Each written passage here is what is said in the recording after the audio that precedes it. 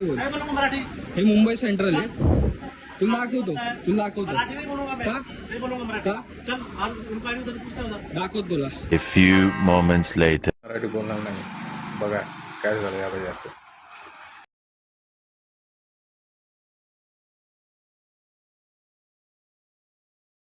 दुसरी गोष्ट अशी सांगतो की असे कोणी जे मराठी विषय जे मराठी बोलणार नाही त्या लोकांना तुम्ही जेव्हा कधी ते तुम्हाला भेटतात त्यांचा मराठी बोलणार नाही असा जेव्हा आक्षेप येतो त्यावेळेला आपल्या महाराष्ट्रातील भाषा संस्कृती आणि अस्मिता याच्या प्रत्येक नागरिक म्हणजे